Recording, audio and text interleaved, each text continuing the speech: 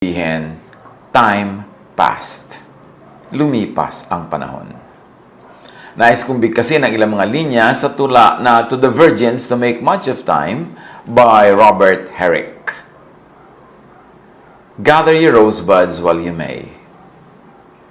Old time is still a-flying, and the same flower that smiles today, tomorrow will be dying.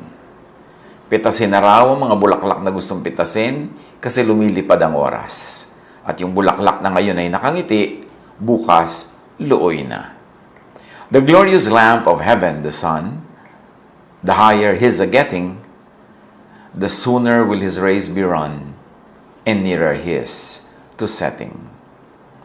Ang maningning daw na araw, habang tumataas sa bubong ng langit, papalapit na rin ang kanyang paglubog. Yun ang pag-andar ng panahon, laging umaandar. Time flies though it has no wings. At hindi ito napipigil, tuloy ng tuloy. Pag sinasabi nating Happy New Year, Happy Anniversary, Happy Birthday, anong ibig sabihin natin? How can one be happy? By having a happy new mind. Sapagkat ang kaligayahan, ang kasiyahan ay nasa paraan ng pag-iisip. At yan ang pamagat ng ating pag-aaral ngayon sa pagbubukas ng isa na namang bagong kabanata ng buhay ng isang bagong taon. Happy New Mind. People are born. People grow old. People grow up. And then, people die. Yan ang katotohanan ng buhay na hindi naman napalitan mula noon hanggang ngayon. The older you grow, the more people you know die. The more funerals you attend.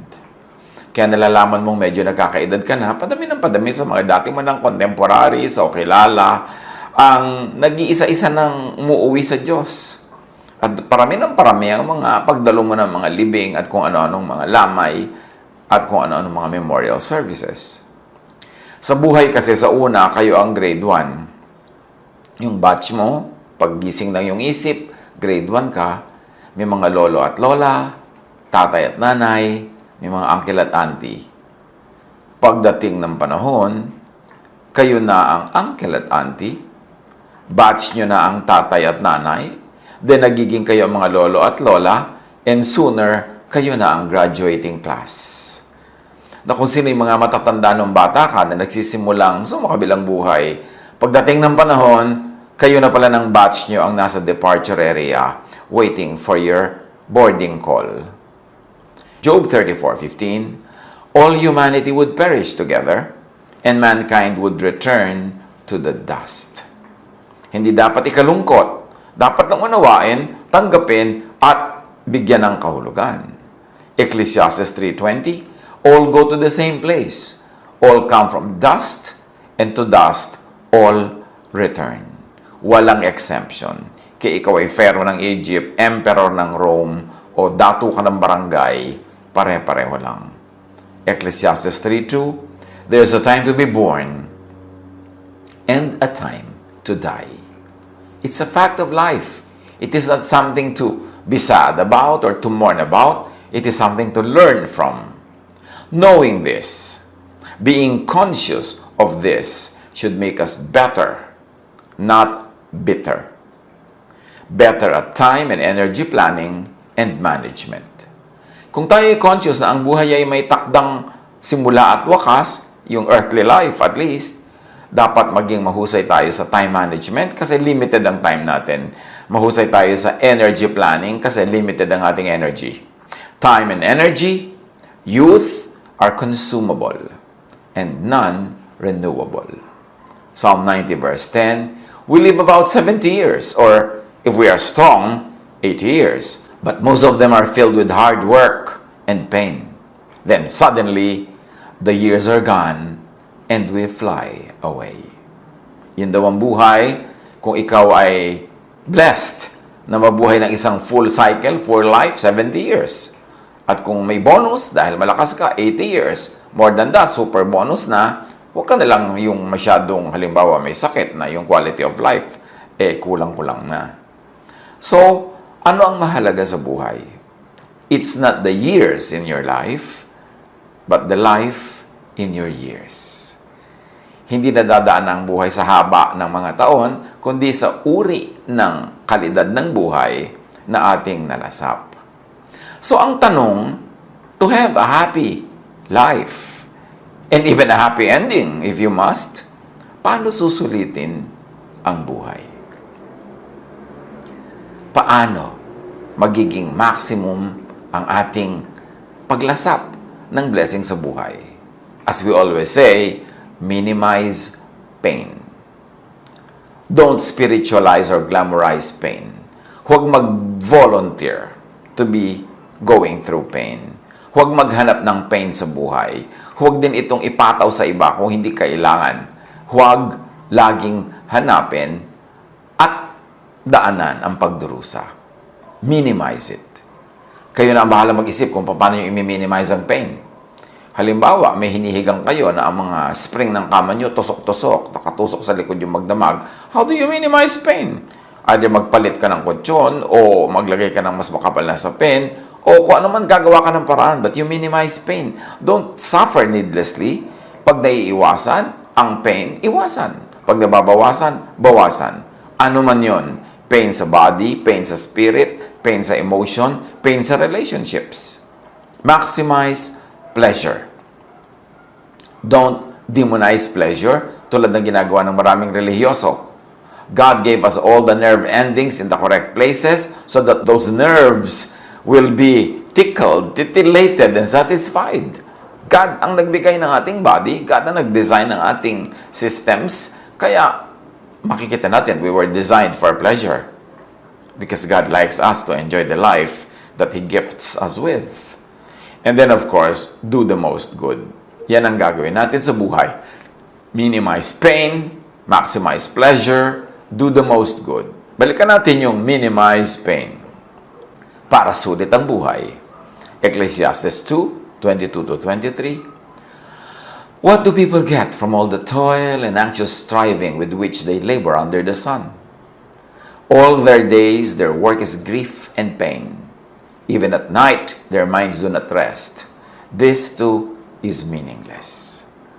May mga tao, hindi lang sila aware, hindi sila conscious, but they maximize pain, not minimize. Matutulog na lang sila, makikipag-away pa kung kanino through the phone or the internet. Di may baon-baon silang pain sa paghiga. May holiday, may magandang season to be happy, doon pa makikipagkala sa boyfriend o girlfriend, doon pa makikipagkasira sa asawa, doon pa makikipag-away kung kanino, di na-maximize yung pain imbes na minimize.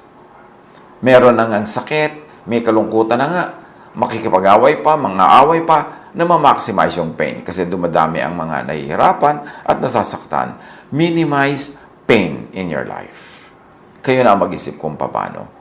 Huwag ninyong laging hanapin, laging i-idolize, i-idealize ang pagdurusa.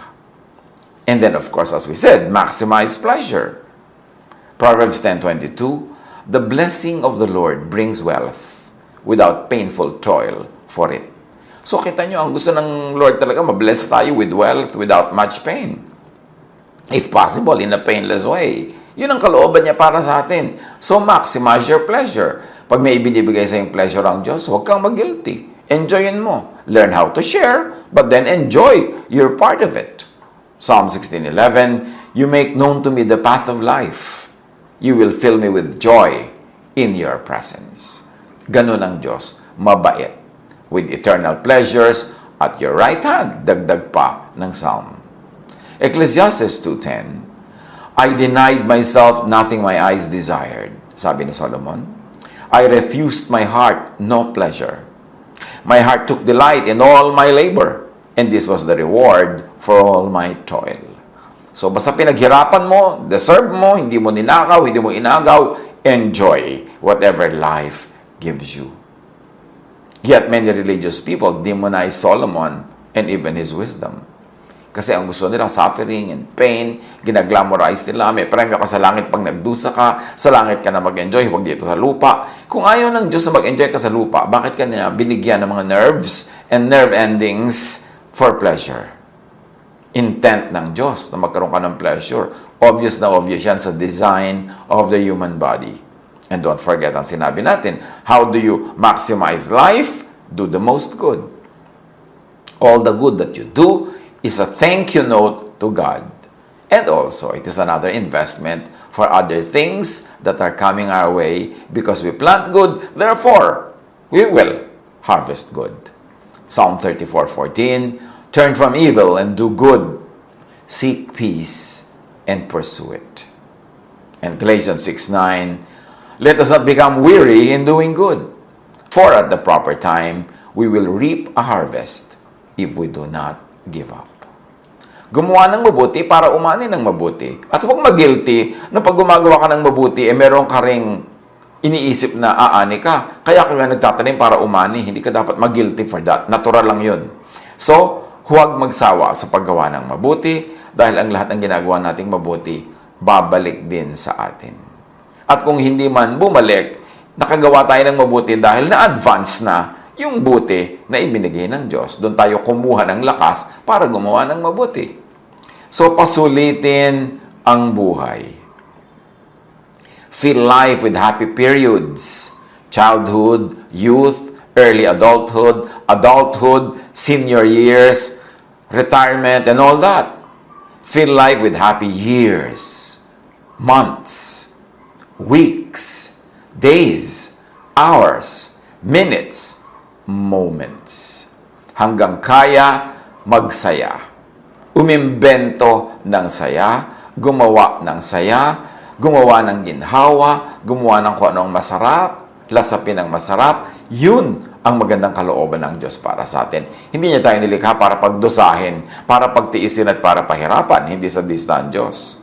So huwag nating isipin na yung itinuturo ng maraming religious thought na magdusa ka, magtiis ka, yun ang kagustuhan ng Diyos. Madalas yun lang ang gusto ng religion kasi gusto niya yung mga non-complaining, non-stop workers for religion, kaya ginaglamorize ang pagdurusa. Pero ang Diyos, gusto niya tayo nagpapahinga, tayo ay nag-enjoy.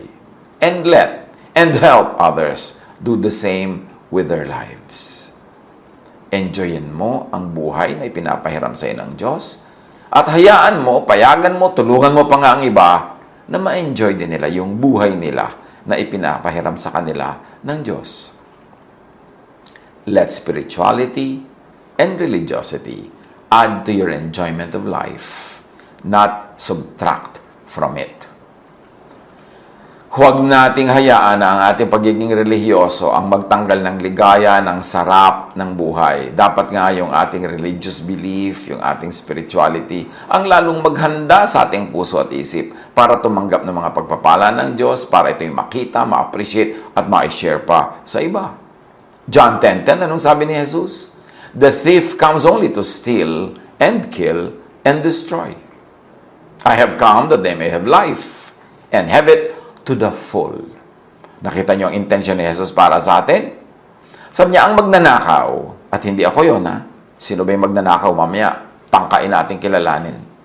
Ang magnanakaw, walang ginawa yan, kundi magnakaw, pumatay at manira. Sabi niya, kaya ako dumating para magbigay ng buhay.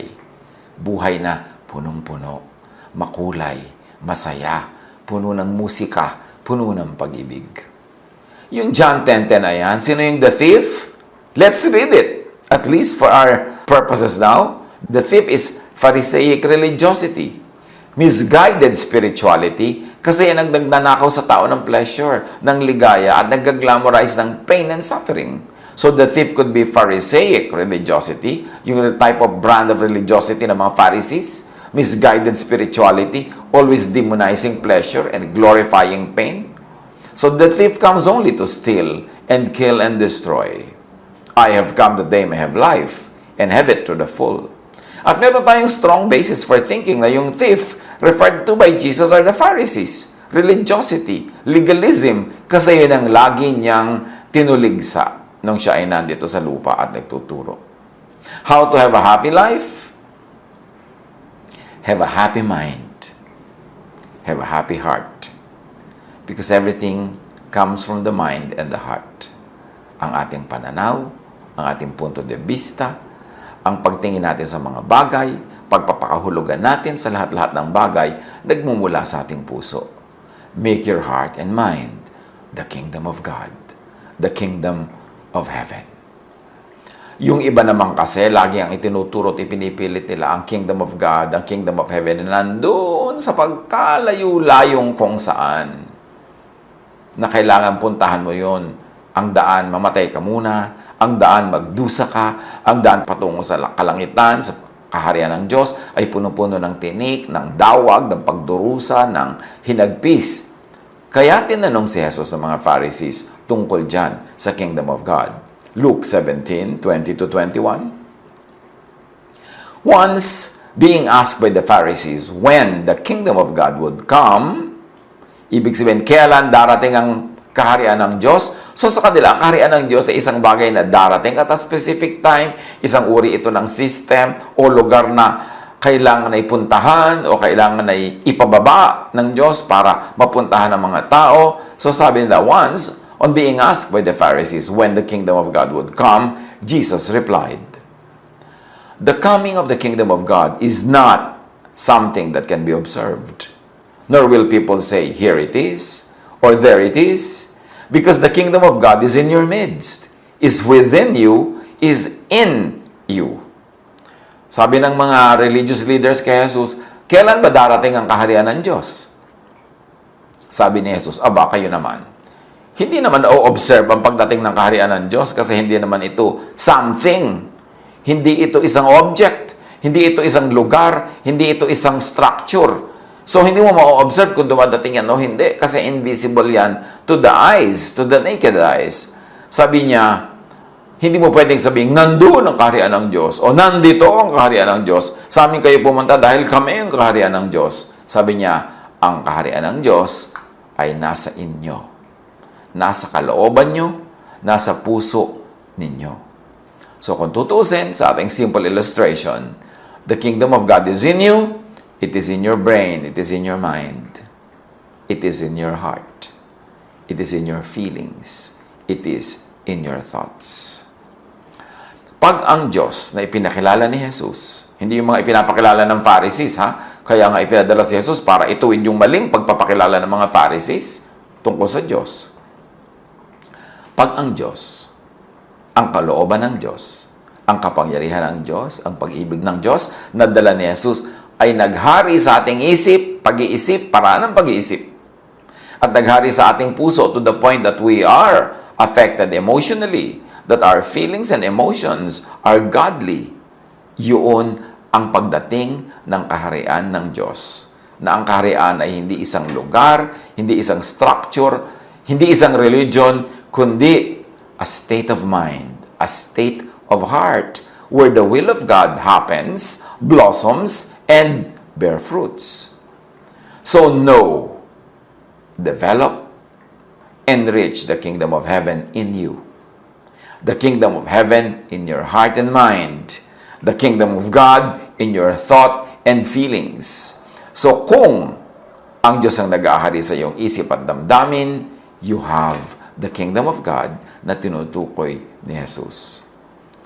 At sa sinabi niyang, gather for yourselves treasures in heaven, anong kahulugan nun? Again, ang pakahulugan ng maraming mga religious teachings, magdusa ka, treasure yan in heaven, doon ka mag-withdraw. Lahat ng pera mo, ihulog mo sa basket, at yan ay heaven ang pinaglalagyan mo ng pera mo, then babawi ka pagdating mo sa langit. Magtiis ka, maghirap, mag-sacrifice, magpakamartir para ka makapag-deposit ng kayamanan sa langit. Yun ang pakahulugan ng napakaraming religious teachings. Pero anong kahulugan ni Jesus dyan? Sabi niya sa Matthew 6:19-21, "Do not store up for yourselves treasures on earth, where moths and vermin destroy, and where thieves break in and steal. But store up for yourselves treasures in heaven, where moths and vermin do not destroy, and where thieves do not break in and steal. For where your treasure is, there your heart will be also." ang pakahulugan ng traditional religion dun sa treasures on earth, huwag ka daw magpayaman dito sa lupa, ibig sabihin, huwag ka mag-enjoy ng mga material things, huwag ka mag-enjoy ng mga material conveniences and comforts and pleasures, kundi ang lahat ng resources mo, lahat ng lakas mo, i-invest mo into heaven, meaning into religion. Ilagay mo daw lahat ng iyong time, treasure, and talent sa religion. Ilagay mo sa loob ng kung anumang religion yan. At yun ang kinoconsider nilang gathering up treasures in heaven. Pero, ano ba talaga yan? Sabi ni Jesus, do not store up for yourselves treasures on earth. Meaning, in the physical and material world, or in the world outside of you, where moths and vermin destroy, and where thieves break in and steal. So this can mean also material things. Na huwag mong ilagay lahat ang resources mo into material things, mga alahas, mga bahay, mga ganyan. Kasi pwede yung manakaw sa iyo, pwede yung mawala. Kasi nasa labas yan ang katawan mo, pwede yung maagaw ng iba. But store up for yourselves treasures in heaven. And if heaven is your mind or your heart, it means store up treasures for yourselves in your heart and mind, in your feelings and thought, in your spirit, inside you, where moths and vermin do not destroy, and where thieves do not break in and steal. For where your treasure is, there your heart will be also. In so many words, gather for yourselves treasures in heaven, meaning in your mind, in your thought, in your heart and feelings. Gather for yourselves treasures of thoughts and feelings that are heavenly, restful, peaceful, happy, contented, thankful, loving, forgiving, and accepting. In other words, kung mag-i-invest ka lang ng time, talent, and treasure sa mga bagay na nagbibigay ng kapayapaan sa iyong puso, nagbibigay sa iyo ng pahinga, nagtuturo sa iyo maging kontento, maging mapagpasalamat, maging maibigin, mapagpatawad, mapagtanggap sa kapwa. Kasi yun ang heaven. Yun ang kingdom of God. Yun ang mga katangian ng kingdom of God. Restful. So, imbes gathering for yourself treasures on earth, halimbawa, sobra kang gusto magpayaman, sobra ka nagiging sakim, sobra ka nang hindi nagpapahinga, nagkakasakit ka na, nalalayo ka na sa mga mahal mo sa buhay, wala ka na yung oras together, yun ang treasure on earth. Tapos nananakaw naman ng iba yun. Nawawala din yung ganung treasure. Sabi, huwag yun ang unahin mo. Ang unahin mo, payamanin ang iyong puso at isip ng mga kayamanang panglangit. Ibig sabihin, kapayapaan, katahimikan ng loob, kababaang loob, pagmamahal. So yun ang pagbubuhusan mo ng iyong time, talent, and treasure. Marami ka halimbawang oras kaysa ubusin mo lang yan ang pagpapayaman, although hindi man masama kung nasa tamang lugar at oras lang. Pero dapat marami kang oras sa pagpapayaman ng iyong puso at ang isip. Meaning, mag-invest ka in loving relationships. Magmahal ka. Payagan mong mahalin ka ng mga tao. Dapat marami kang oras na magpahinga. Kasi yung oras ng pahinga na nakakapagbulay-bulay ka, nare-restore ang iyong health, nakakapag-relax ka with your loved ones, kayamanan yun, treasure in heaven. Kesa yung pera, nakikitain mo sa pagpapagod, sa paglayo sa pamilya, sa pagpapahirap ng iyong katawan, treasure on earth lang yun. Pwede ka magkasakit, mabawi yun. Pwedeng manakaw yun ng iba. Pwedeng nag-invest ka ng nag-invest, tapos nalugi, nawala rin. So, ang sinasabi ni Jesus, ang payamanin ninyo ay ang kaharian ng Diyos. At ang kaharian ng Diyos ay ang inyong puso, ang inyong isip. Ang pagpapayaman dyan ay ang pagpuno sa inyong buhay ng mga bagay na nakakapagpasaya, nakakapagpatahimik, nakakapagpakalma, nakakabigay ng kapahingahan, at maraming pag-ibig. Gather for yourselves treasures in your heart, in your mind. Not treasures outside of your body. You may wear it on your body, but still outside your body, it can still be stolen. In other words, be rich in thoughts and feelings that are restful, not stressful. So kung yayaman ka nga, magkakapera ka nga, pero stressful, huwag na, piliin mo na lang yung restful. Kasi mayaman at mahirap, namamatay din. Hindi naman laging mas mahaba ang buhay ng mayaman. Pero kung namatay ka na agad, tapos yung buhay mo puro stress, kulang sa rest, di ba lugi ka? Matthew 11:28-30, signature mission ni Jesus and ministry. Come to me, all of you who are weary and burdened, and I will give you rest. Take my yoke upon you and learn from me. For I am gentle and humble in heart, and you will find rest for your souls. For my yoke is easy, and my burden is light. This is Jesusness. This is salvation. Salvation from the world. Salvation from stress, from anger. Salvation from strife. Salvation from war and warfare with many people. From competition. Salvation from a very, very hard and stressful life. See how Jesus emphasizes rest? At magiging restful ka lang kung hindi ka greedy. Kung hindi ka magpapadaya sa mundo na gusto mong puro kayamanan na pang material lamang, to the point na nagdurusa ka na ang iyong katawan, ang iyong kalusugan, ang iyong emosyon, is it worth it? Marami kumisa nagtatanong sa akin, Tito, ang ganda po ng trabaho ko, ang laki ng sweldo, pero maloloka na po ako sa stress. O kaya masisiraan na po ako ng ulo sa intriga, sa dami ng gulo. Ano pong gagawin ko? Anong gagawin mo? Di umalis ka sa trabaho na yan, aanin mo yan, dami-daming pera, stress ka naman. Ang mahalaga, kumikita ka lang enough para mabuhay ka ng tahimik, ng may konti man lang kahit konting kasaganaan, ginhawa. Pero yung ang dami-dami mong perang nadadagdag sa kita mo, pero ang bayad naman, yung nasisira ang iyong puso, nasisira ang iyong kalusugan, nasisira ang relationship mo sa mga workmates, sa competition, and even with family, it's not worth it. Ang payamanin mo is the kingdom of God in you, your heart and your mind. Not your pocket. Kasi pinayaman mo yung pocket mo, napipila siya, nadudukutan, nawawala yung laman yan. Pero yung nasa loob ng puso mo, sinong pwedeng numakaw nun? Yun ang kingdom of God. Be rich in thoughts and feelings that are peaceful. John 16:33, I have told you these things, so that in me you may have peace. In this world you will have trouble, but take heart. I have overcome the world. How did Jesus overcome the world? The law condemns, but the love of Jesus overcomes the law.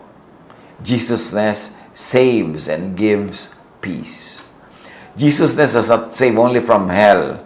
Jesusness also saves from a religion that makes your life like hell. Jesusness saves from Pharisaism, from legalism, from condemnation and judgment. And only in Jesusness can you find real rest and peace. John 14:27, I leave you peace. It is my own peace I give you. I give you peace in a different way than the world does. So don't be troubled. Don't be afraid. Paano mo susulitin ang buhay? Be rich in thoughts and feelings that are happy. May choice ka kung isipin mo malungkot o masaya.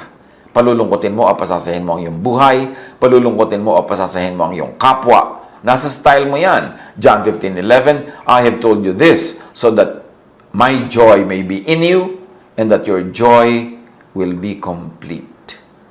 Yan ang kalooban ng Diyos through Jesus. Maging joyful, maging happy tayo. And yet many people invite loneliness and sadness. They burn bridges instead of build walls. They destroy relationships instead of build them up. Nag-everything or nothing sila sa buhay, and usually they end up with nothing. Hindi sila marunong makontento with something, with a little something. Gusto nila everything. So ang nangyayari, natatalo sila sa kanilang mga sugal na pinapasok sa buhay, hindi nagiging everything, nagiging nothing. At kahit maging everything pa, kaya mo bang dalhin ang everything? May stress ka to maintain and to keep everything. So, godliness with contentment is great gain. Be rich in thoughts and feelings that are contented. 1 Timothy 6:6, godliness with contentment is great gain.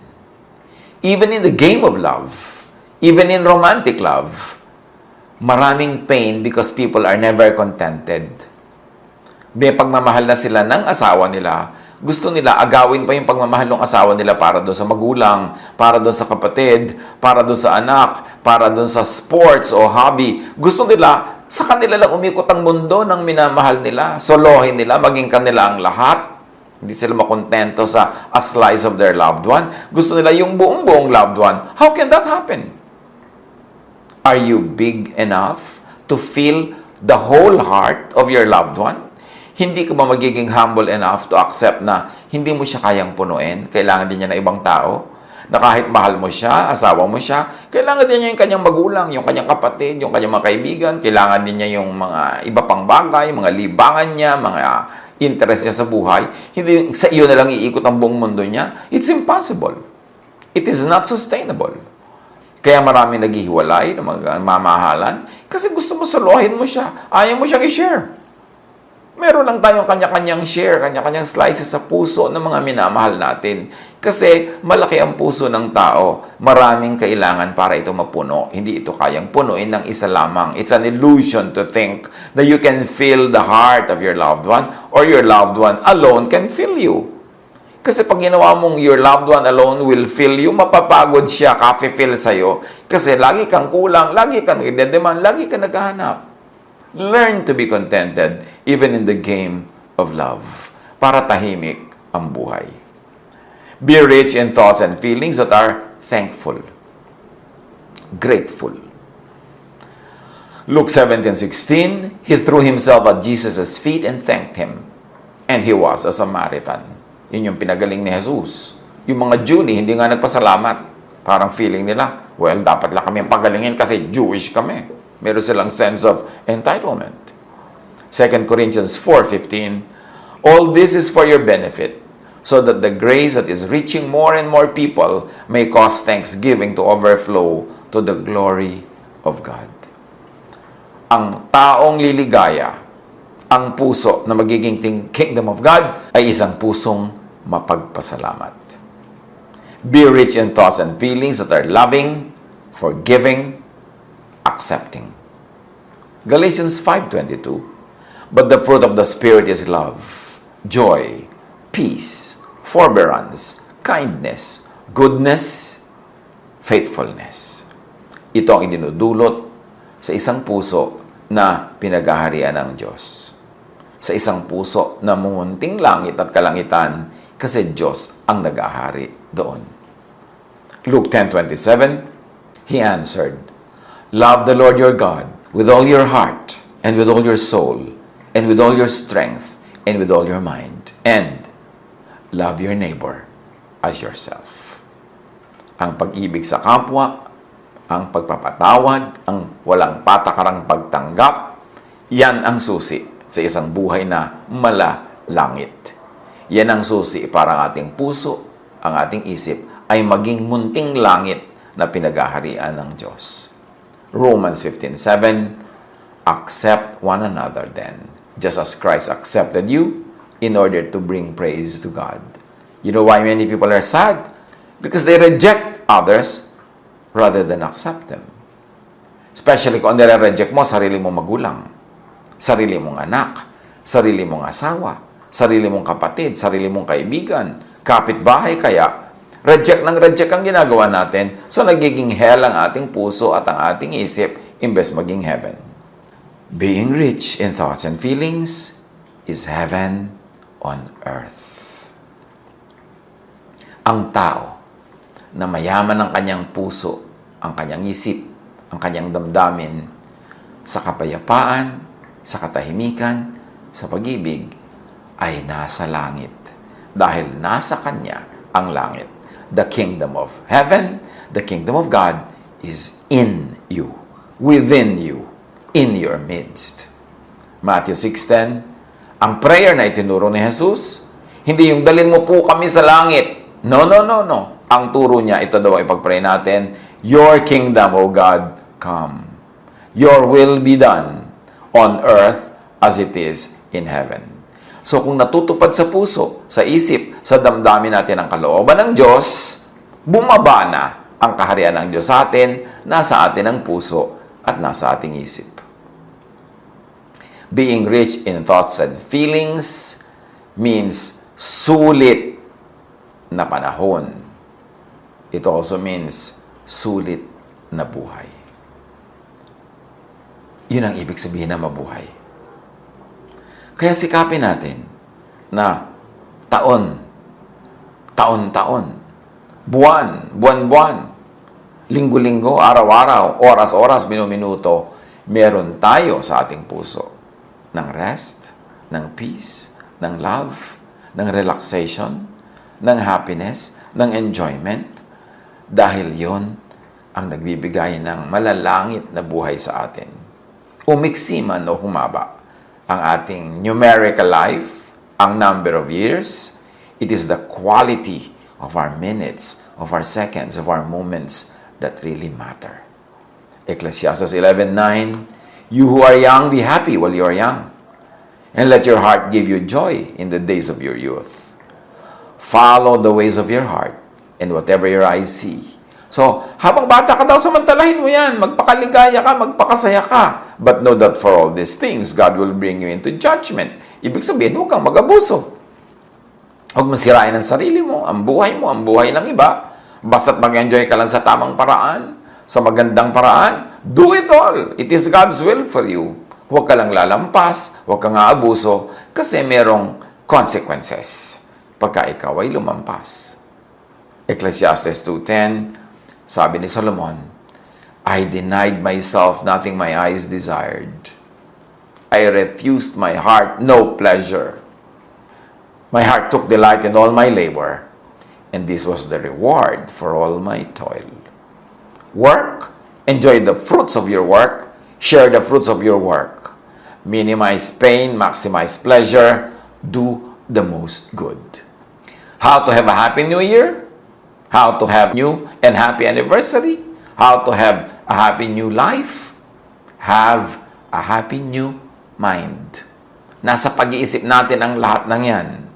Sabi sa Romans, be changed by the renewing of your mind. Kung laging malungkot ang ating buhay, reviewin nyo, baka malungkot kayo mag-isip. At kung iniisip mo, you attract it into your life.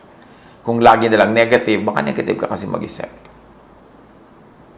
Sa isip, nagmumula ang lahat, at ang isip natin ang magnet na uma-attract kung ano man ang ating iniisip. So watch what you think of, what you think about, and fill life with happy periods, years, months, weeks, days, and hours, minutes, moments.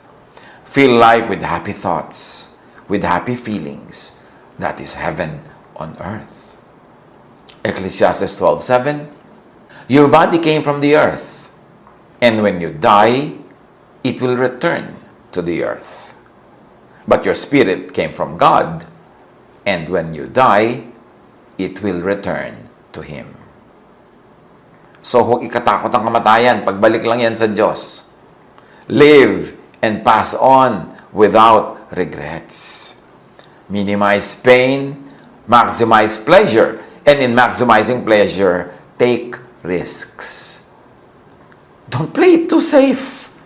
Hindi naman nakakamatay na sumubok. Kung may konting risk, take the risk. Kasi ang laki ng pwede mong mapanalunan na premyo kesa sa you play it too safe, hindi ka lumabas sa kuweba, buong buhay mo nasa loob ka ng kuweba. Hindi ka nag-enjoy. Kung nadapa, bumangon, nasaktan, pagalingin ang sugat. Ganun talaga. But you have to take risks. Kaya ulitin natin yung mga lines ng To the Virgins to Make Much of Time by Robert Herrick. Gather your rosebuds while you may. Old time is still a-flying, and this same flower that smiles today, tomorrow will be dying. Pitasin mo na ang mga bulaklak na mapipitas mo sapagkat dumaraan ang oras. Itong bulaklak na nakingiti ngayon, tomorrow maluluoy na yan. Kaya pitasin mo na ngayon, amuyin mo na ngayon, simsimin mo na ang bango ngayon pa lang. The glorious lamp of heaven, the sun, the higher He's a-getting, the sooner will His rays be run, and nearer His to setting. Ang araw, habang papaakyat doon sa bubong ng langit, papalapit na rin sa paglubog. So, samantalahin mo ang panahon, kasi lumalakad yung araw, hindi yung titigil, lulubog yun sa oras ng paglubog, dapat may nangyari na sa iyong maghapon. The age is best, which is the first, when youth and blood are warmer, being spent the worst, time still succeed the former. Pinakamabuti daw habang bata ka, gawin mo ang lahat ng kaya mong gawin bilang bata. Kasi mainit pa ang iyong dugo, malakas pa ang iyong katawan, may gana ka pa. Dahil pag hindi mo yan sinamantala, lilipas din ang iyong kabataan, magiging matanda ka rin, at magtatagumpay ang oras, magwawakas ang iyong buhay, baka naman sa mga paglubog ng araw sa iyong buhay, ay punong-puno ka ng pagsisisi at mga regret sa mga bagay na hindi mo nagawa. Mas madalas pinagsisisihan yung hindi nagawa kesa sa nagawa. So, do it. Basta alam mo na hindi yan masama. Kahit pa nga kuminsan, may mga unknown pala na nagkaroon ka ng mga damages, nagkaroon ka ng mga wounds, eh, ganun talaga buhay. Huwag mo lang sadyain na gumawa ng mali. Pero habang maganda ang iyong alam, malinis ang iyong intensyon, do it. Because time is passing you by. Hindi na babalik ang nawalang panahon. Then be not coy, but use your time. And while you may, go merry. For having lost but once your prime, you may forever tarry. So huwag ka daw maging mahiyain. Samantalahin mo ang oras at hanggang kaya mo daw mag-asawa ka. Remember, itong tula na ito ay period poem. Matagal na to, na nung araw, ang tunay na kaligayahan lang ng tao ay mag-asawa. So ang sinabi, mag-asawa ka. Pero ngayon sa panahon natin, hindi lang dyan nakatali ang buhay sa pag-aasawa. Maraming ibang uri ng kaligayahan. Ang point lang, habang kaya mo, habang bata ka, may lakas ka, may gana ka at sigla, gawin mo na. Dahil pag nawala na daw ang iyong lakas, nawala na ang iyong kabataan,